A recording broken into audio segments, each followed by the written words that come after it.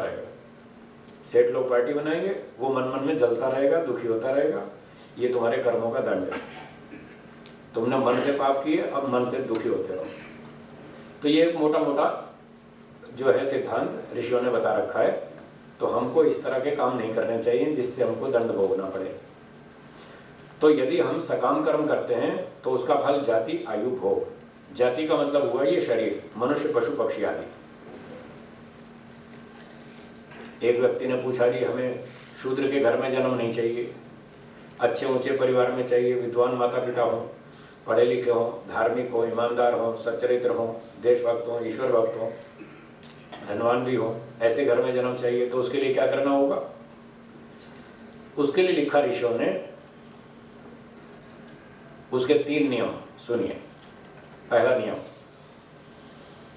यदि कोई व्यक्ति अपने पूरे जीवन में 50% अच्छे कर्म करे और 50% बुरे, हाँ जी, अच्छे कितने और बुरे 50, इक्वल, समान मात्रा में बराबर बराबर अच्छे बुरे काम करे, तो उसको अगला जन्म एक सामान्य परिवार में, शूद्र परिवार में, मजदूर, चपरासी, पटे वाला, ऐसे घर में उसको जन्म मिल जाएगा। तो ये तो मनुष्यों में सामान्य है, सबसे छोटा है। ऐसे परिवार में भी अगला जन्म मनुष्य का चाहिए, उसके लिए भी 50% 50% अच्छे कर्म चाहिए। ये पहला नियम। दूसरा नियम, यदि अच्छे कर्म हम 50% से अधिक करेंगे, 55, 60, 65, 70, 75, 80, 70-80% अच्छे काम करेंगे और 10-20% बुरे काम, तब ऊंचे घर में जन्म मिलेगा। अच्छे अच्छे विद्वान माता पिता, पढ़े लिखे, धार्मिक, ईमानदार, चरित्रवान, देशभक्त, ऐसे बढ़िया परिवार में जन्म मिलेगा। ड्यू टू परसेंटेज, अच्छे कर्मों की परसेंटेज जितनी बढ़ती जाएगी उतना ही ऊंचे ऊंचे घर में जन्म मिलेगा। ये दूसरा नियम। और 100% अच्छे काम करेंगे तो मोक्ष मिल जाएगा। ये दूसरा नियम। तीसरा नियम, यदि बुरे कर्म 50% से अधिक कर दिए, मान लीजिए 55, 60, 65, 70% बुरे काम किए सारे जीवन में और अच्छे किए थोड़े, तो अब क्या कहता है तीसरा नियम, अब अगला जन्म मनुष्य का नहीं मिलेगा, अब नीचे जाना पड़ेगा। मनुष्य से नीचे गाय, घोड़ा, कौवा, कबूतर, चूहा, बिल्ली, मक्खी, मच्छर, और हो सकता है कहीं ऐसे कर्म फल में भी नंबर आ जाए ऐसी योनि में जो हमने आसपास में कहीं देखा ही ना हो। तो कहाँ देखने को मिलेगा? डिस्कवरी चैनल पे। डिस्कवरी चैनल देखते हैं आप, वहाँ कैसे अजीब अजीब प्राणी मिलते हैं देखने को, कभी हमारे अड़ोस पड़ोस में देखे भी नहीं, सुने भी नहीं, कहीं चिड़ियाघर में भी नहीं मिलते, ऐसे अजीब अजीब प्राणी मिलते हैं। वो बर्फ के सफ़ेद सफ़ेद रंग के भालू, रीछ, ऐसे ऐसे पता नहीं कहाँ कहाँ समुद्री जीव जंतु, ऐसे ऐसे पता नहीं कहाँ दंड मिलेगा वो। तो तीसरा नियम कहता है यदि हमारे पाप कर्म 50% से अधिक हो गए तो फिर हमको नीचे जाना पड़ेगा, कीड़ा मकोड़ा, पशु पक्षी योनि में रहना पड़ेगा। कब तक रहना पड़ेगा? जब तक पहला नियम लागू नहीं होगा। पहला नियम क्या था? 50-50, अच्छे बुरे जब तक इक्वल नहीं हो जाए तब तक हमको नीचे पशु पक्षी कीड़े मकोड़े में रहना पड़ेगा। उदाहरण के लिए मान लीजिए किसी व्यक्ति ने पूरे जीवन में 60% पाप किए, कितने? 60, और पुण्य कितने किए? 40। पाप 60%, पुण्य 40%। अब 60 और 40 में कितना अंतर है? 60 और 40, 20 का फर्क है ना। 60% पाप, 40% पुण्य, तो 20% पाप, 60 में से 20% पाप पुण्य की तुलना में अधिक हुए। तो तीसरा नियम कहता है इस 20 का दंड भोगने के लिए कुत्ता, बिल्ली, सुअर, मक्खी, मच्छर बनना पड़ेगा। 2, 4, 5, 7, 10, 20 योनियां, वो हमें नहीं मालूम कितनी योनियों में ईश्वर भेजेगा, वो उसको मालूम, वो ईश्वर का हिसाब उसको पता है, हमें नहीं मालूम। पर मोटा नियम ये मालूम है जब तक पाप पुण्य का बैलेंस इक्वल नहीं हो जाएगा तब तक लौट के मनुष्य नहीं बन पाएंगे। तो मतलब 60 में से 20% पाप का दंड भोगने के लिए सांप, बिच्छू, कुत्ता, गधा, भेड़, बकरी बने, और जब वो 20 का दंड पूरा हो गया अब अकाउंट बैलेंस इक्वल हो जाएगा, 40 पाप 40 पुण्य। तो जैसे ही इक्वल हो जाएगा तो फिर पहला नियम लागू होगा। फिर लौट के मजदूर के परिवार में कोई चपरासी शूद्र पटे वाला, उसके घर में हमको वापस जन्म मिल जाएगा। फिर यहाँ से दोबारा चांस मिलेगा, फिर अवसर मिलेगा, अब अच्छे काम करो, अच्छे कर्मों की संख्या बढ़ाओ, परसेंटेज बढ़ाओ। तो जैसे जैसे हम अच्छे कर्मों की परसेंटेज बढ़ाते जाएंगे वैसे वैसे अगला जन्म सुधरता जाएगा और अच्छा अच्छा ऊंचा होता जाएगा। और इसको बढ़ाते बढ़ाते 100% तक पहुंचना है। 100% अच्छे काम, बुरा काम एक भी नहीं, सब के सब अच्छे। और अच्छे वाले भी कौन से? निष्काम कर्म।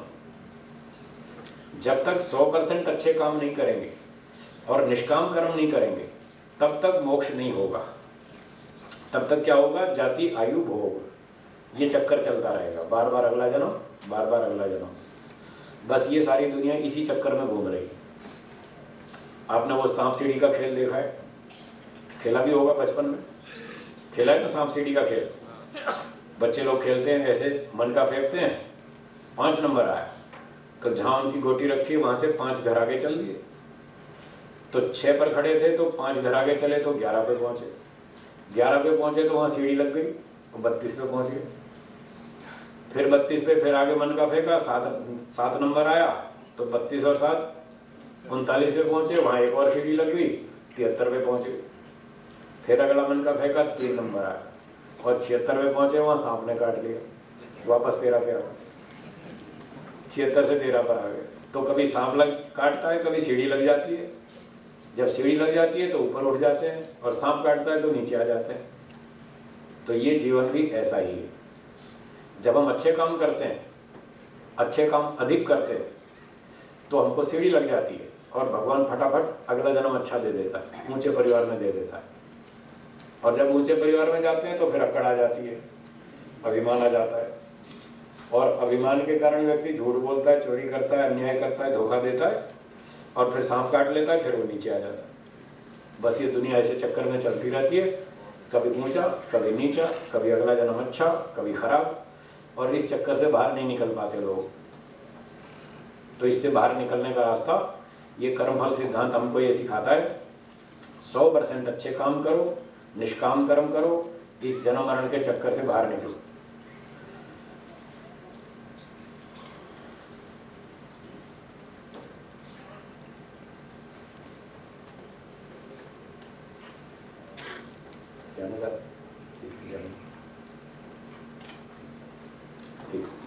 धन्यवाद। उनको कुछ आवश्यक कार्य है, इसके लिए वो जाना चाहते हैं, उनको स्वीकृति है, जा सकते हैं।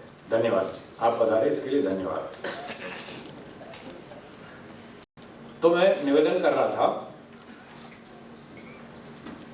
कि 100% अच्छे काम करेंगे, मोक्ष हो जाएगा। हमें मोक्ष का लक्ष्य बनाना चाहिए। हमारे जीवन का अंतिम उद्देश्य मोक्ष है। ये बार बार जन्म लेकर तो फिर वही बात है, फिर अगला जन्म होगा तो फिर अन्याय होगा, फिर हमको दुख भोगना पड़ेगा।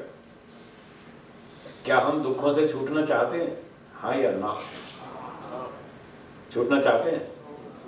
क्या संसार में रहकर ऐसा संभव है कि एक भी दुख ना आए? संभव है? नहीं। जितनी बार जन्म लेंगे उतनी बार दुख भोगना पड़ेगा। एक व्यक्ति ने पूछा, जी हमें क्या दुख है? हमारे पास सब कुछ है, खाना है, पीना है, मोटर गाड़ी, सोना चांदी, नौकर चाकर, बंगला, सब कुछ तो है, हमें क्या दुख है? मैंने कहा, अच्छा आपने कितनी पढ़ाई की? बोले हमने पढ़ाई भी अच्छी की है, पीएचडी कर रखी है। मैंने कहा किस सब्जेक्ट में की? बोले फिजिक्स में। मैंने कहा बहुत अच्छा है। तो आप कितने साल जिएंगे? बोले 80 साल, 100 साल। मैंने कहा उसके बाद क्या होगा? बोले फिर अगला जन्म होगा। तो मैंने कहा अगले जन्म में फिर स्कूल जाएंगे या नहीं? वापस एलकेजी में बैठेंगे या नहीं? आप क्या सोचते हैं, जाएंगे या नहीं? जाना पड़ेगा ना। एक आदमी मुश्किल से पढ़ पढ़ के पीएचडी तक पहुंचा और थोड़े दिनों में उसको वापस फिर एलकेजी में बिठा देंगे। बताओ समस्या है कि नहीं है? है या नहीं? ये समस्या सबकी आने वाली है, ध्यान रखना, सबकी आने वाली है। अगर इस समस्या से बचना हो तो एक ही रास्ता है, जन्म लेना बंद करो। जन्म लेना बंद करो तभी छूटेंगे, नहीं तो फिर एलकेजी में बैठना पड़ेगा। फिर दोबारा ABCD क ख ग घ फिर सीखना पड़ेगा। तो जब तक जन्म लेंगे ये सारे दुख भोगने पड़ेंगे। इसलिए वेदों ने ये बताया, ऋषियों ने बताया कि हमारे जीवन का अंतिम लक्ष्य मोक्ष है। अच्छे कर्मों का परसेंटेज बढ़ाइए और जितना जल्दी हो सके उतना जल्दी 100% तक पहुंचिए और ये जन्म मरण के चक्कर से छूट जाइए, तो ही हम दुख से पार होंगे। और कोई चारा नहीं है, और कोई ऑप्शन नहीं है, दूसरा कोई विकल्प नहीं है। तो ये है कर्मों का सिद्धांत। अच्छे कर्म किए 50% से ज्यादा तो मनुष्य का जन्म, ये तो हुआ जाति। अब दूसरा फल है आयु। अगर मनुष्य का शरीर मिला तो 70-80 साल जी लेंगे, और घोड़े का मिला तो 80 साल नहीं जी पाएंगे। घोड़ा 80 साल नहीं जीता है, तो 20 जिएगा, 25 जिएगा। अच्छा खाना मिल जाए तो 30 भी जी लेगा। ऐसी गाय है, वो भी 15-20 साल जिएगी। कुत्ता है 12-14-15 साल जी लेगा। पर मक्खी मच्छर तो इतना भी नहीं जी सकते, वो तो और भी कम जीते। तो जिस प्राणी का जैसा शरीर ईश्वर ने बनाया, उस शरीर के जितना जीने की क्षमता है, जितने लंबे समय तक जीने की उसकी कैपेसिटी है, वो उसकी आयु कहलाती है। तो हर शरीर की आयु अलग अलग है। जैसे मनुष्य की 70-80 साल, 100 साल, गाय घोड़े की उससे कम, मक्खी मच्छर की और भी कम। इसको आयु कहते हैं। ये भी कर्मों का फल है। तीसरा फल है भोग। भोग का मतलब जो आपको जीने के साधन मिलते हैं। मकान मिला, जो जन्म से मिला, माता पिता के घर से जन्म से जो आपको संपत्ति मिल गई, मकान है, सोना चांदी, परिवार, मोटर गाड़ी, खाना पीना, जो भी साधन मिले, ये सारा भोग शब्द के अंतर्गत है। किसी को सेठ के घर जन्म मिला, किसी को गरीब के यहाँ मिला, किसी को विद्वान के घर जन्म मिला, किसी को सामान्य व्यक्ति के यहाँ मिला। तो उसके घर में जो भी साधन संपत्ति होगी, जीने के साधन, वो सारा उसका भोग कहलाता है। वो उसके कर्मों का फल है। अब जो जन्म से मिला, जन्म से जो जिस परिवार में जन्म मिला और उस परिवार में जो संपत्ति थी, पैदा होते ही मिल गई, ये तो है पिछले कर्मों का फल। परंतु अब इस भोग को हम बढ़ा भी सकते हैं और घटा भी सकते हैं। अब आगे नए जीवन में हम फिर स्वतंत्र हैं। उसको हम बुद्धिमत्ता से पढ़ाई करके, विद्या का विकास करके, बुद्धि का विकास करके अपने साधनों को बढ़ा लें, अथवा लापरवाही करके, जुआ खेल के, शराब पी के इधर उधर बिगाड़ दें और अच्छी भली संपत्ति भी खो डालें, उसको घटा लें भोग को। ये दोनों चीजें हमारे हाथ में हैं, दोनों में हम स्वतंत्र हैं। तो इस तरह से भोग बढ़ाए भी जा सकते हैं, घटाए भी जा सकते हैं। ऐसे ही जो आयु है उसको भी हम बढ़ा सकते हैं और घटा सकते हैं। मान लीजिए पिछले जन्म के कर्मों से हमको भगवान ने इतना अच्छा मजबूत शरीर दिया कि हम सामान्य जीवन जीते रहें तो 80 साल जी जाएंगे। इतनी शक्ति भर दी भगवान ने शरीर में। तो ये 80 साल आयु तो मिल गई पिछले कर्मों से। परंतु यदि इस जन्म में फिर नए कर्म करें तो हम उन नए कर्मों से आयु को बढ़ा भी सकते हैं। वेद में लिखा है, जीवे में शरद शतम, 100 वर्ष तक जिए, भूयश्च शरद शता, 100 से अधिक भी जिए, मतलब आयु को बढ़ा सकते हैं। उसके उपाय भी लिखे हैं, कैसे आयु को बढ़ाया जाए। वो उपाय ये हैं, रात को जल्दी सोना। जल्दी सोने का मतलब 10 बजे, 10:30 बजे, अधिकतम 11 बजे तक, 10, 10:30, 11 बजे तक सो जाइए। सुबह जल्दी उठना, 4 बजे, 4:30 बजे, 5 बजे, 4-5 बजे उठ जाओ। तो जल्दी सोना, जल्दी उठना, व्यायाम करना, ब्रह्मचर्य का पालन करना, खान पान में संयम रखना, शाकाहारी भोजन खाना और ईश्वर का ध्यान करना, रोज अपने घर में हवन करना, ईमानदारी से जीवन में व्यवहार करना, सच बोलना, दूसरों के साथ न्याय का व्यवहार करना, अन्याय नहीं करना, झूठ नहीं बोलना, चोरी नहीं करना, बुरे कामों से बचते रहना, अच्छे अच्छे काम करना, दूसरों की यथाशक्ति मदद करना, सहायता करना। ये सारे अच्छे काम करेंगे, हमारी आयु बढ़ जाएगी। ये आयु बढ़ाने के उपाय है। इसी जन्म में हम नए पुरुषार्थ से आयु को बढ़ा सकते हैं। और अगर इससे उल्टे काम करेंगे तो आयु घट भी जाएगी। ये सब आयुर्वेद में लिखा है। जो आयु का शास्त्र है, वेद पर आधारित आयु का जो शास्त्र है, आयुर्वेद, चरक, सुश्रुत, इन शास्त्रों में ऋषियों ने बताया यदि इससे उल्टे काम करेंगे तो आयु घट भी सकती है। कैसे घट जाएगी? मान लिया पिछले जन्म से हमको कर्म से 80 साल की मिली थी और अब क्या किया हमने, रात को देर तक जागते रहे, और सुबह देर तक सोते रहे, देर तक जागना, 1 बजे तक 2 बजे तक जागते रहे, सुबह 8 बजे तक 10 बजे तक सोते रहे, तो देर तक जागना, देर तक सोना, व्यायाम नहीं करना, खान पान ठीक नहीं रखना, अंडे मांस खाना, शराब पीना, गुटखा मसाला, पान तंबाकू और भांग आदि आदि नशे की चीज़ों का उपयोग करना, और ब्रह्मचर्य का पालन नहीं करना, यज्ञ नहीं करना, शराब पीना और उल्टे सीधे व्यभिचार आदि कर्म करना और बीड़ी सिगरेट पीना, ये सब काम करेंगे तो आयु घट जाएगी, 10-20 साल कम हो जाएगी। और पहले बढ़ाने वाले काम किए तो 10-20 साल आयु बढ़ जाएगी, 80 की 100 हो जाएगी। उल्टे काम किए तो 80 से पहले 20 साल पहले 60 में ही शांति पाठ हो जाएगा। तो इस तरह से आयु को बढ़ा भी सकते हैं, घटा भी सकते हैं, दोनों काम हो सकते हैं। और यदि दुर्घटना हो गई, एक्सीडेंट हुआ, फिर तो तत्काल मृत्यु हो सकती है, उसका तो कोई भी गारंटी नहीं है, कोई ठिकाना नहीं है, कभी भी कहीं भी कुछ भी हो सकता है। तो ये था जाति आयु भोग। वेदों के आधार पर ऋषियों ने समझाया, हम अच्छे काम करें, अच्छे मनुष्य बने, 100% अच्छे काम करें, मोक्ष में जाए। चलिए, बातें बहुत सारी हैं, मैं इसको यहाँ विराम देता हूँ। अब प्रश्न उत्तर करेंगे। अब प्रश्न जो है मेरे पास बहुत सारे हैं, बल्कि मैं सारे प्रश्न आपको ही देता हूँ। ये माइक पकड़ो और आप बोलते जाओ प्रश्न, मैं उत्तर देता जाता हूँ। और वो सारे प्रश्न पढ़ने में मुझे दिक्कत आएगी, भाषा भी कुछ ऐसी हो सकती है, हिंदी गुजराती, कुछ अक्षर भी ऊंचे नीचे। तो मैं श्री लालचंद जी से निवेदन करता हूँ, मेरा सहयोग करें, प्रश्न वो पढ़ते जाएं, उत्तर मैं देता जाता हूँ।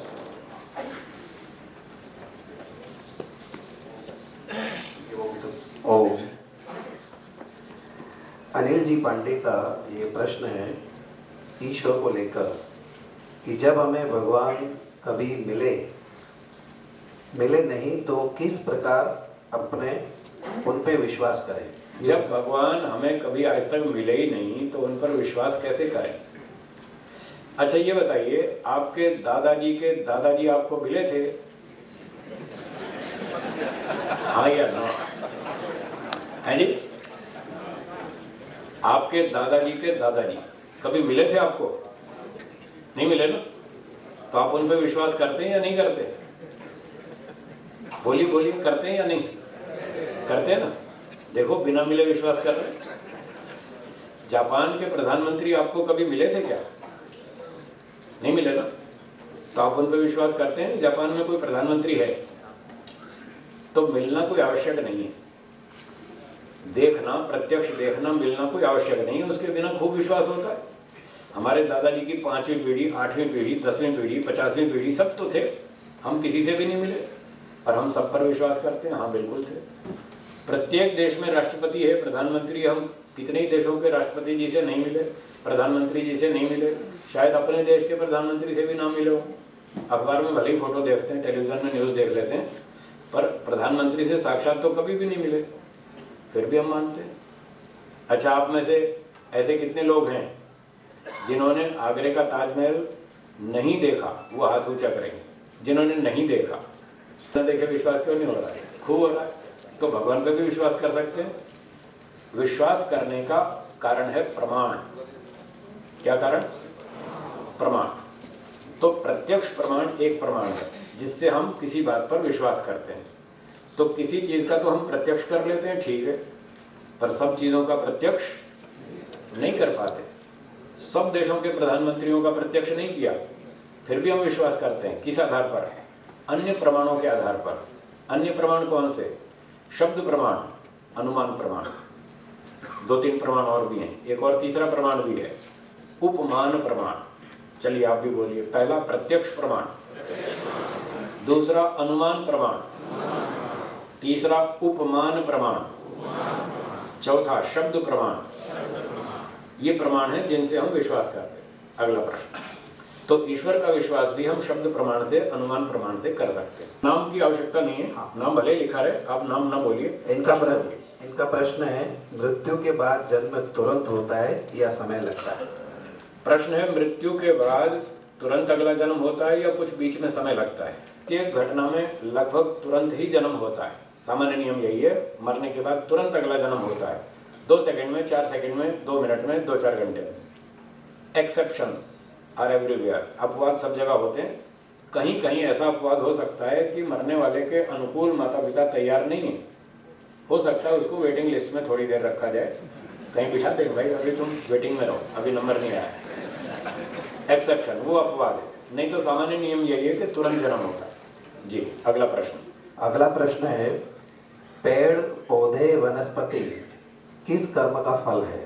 तो इसका उत्तर मैंने अभी दे दिया। उसे काटने से प्राणी की हत्या होती है क्या?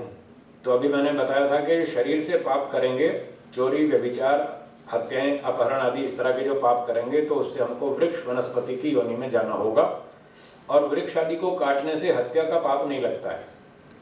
यदि अच्छे हरे भरे वृक्ष आप फालतू में काट दें तो दोष लगेगा, और अगर आपको लकड़ी चाहिए जलाने के लिए, इमारत के लिए चाहिए, फर्नीचर के लिए चाहिए, तो जो पुराने पुराने पेड़ हैं, बूढ़े बूढ़े मरने की तैयारी में, उनकी लकड़ी काट लो, 10 पेड़ काटो और 50 नए लगाओ। क्या कहा मैंने? 10 काटो 50 नए लगाओ, ताकि पर्यावरण को नुकसान ना हो, पर्यावरण संतुलन ठीक बना रहे, वो भी नुकसान ना हो और हमारा काम भी चलता रहे।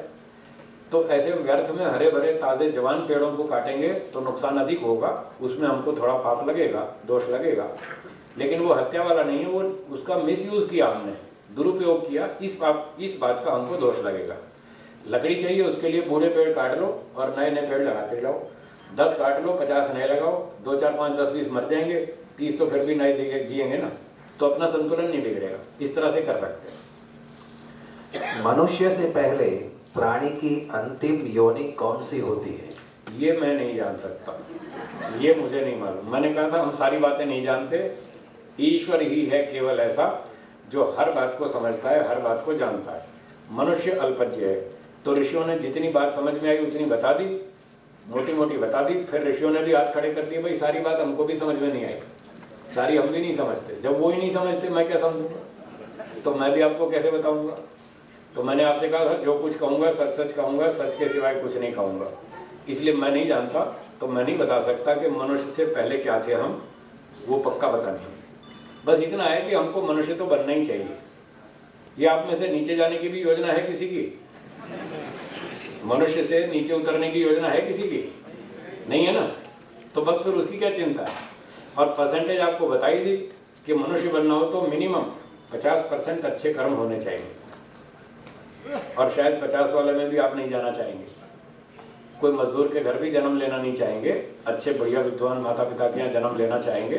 तो सीधी सीधी बात है, अच्छे अच्छे काम करें और अधिक से अधिक अच्छे काम करें, जिससे बढ़िया से बढ़िया परिवार मिले। जी अगला प्रश्न। मोक्ष में जाने के पश्चात कर्मफल भोगना शेष रहता है क्या?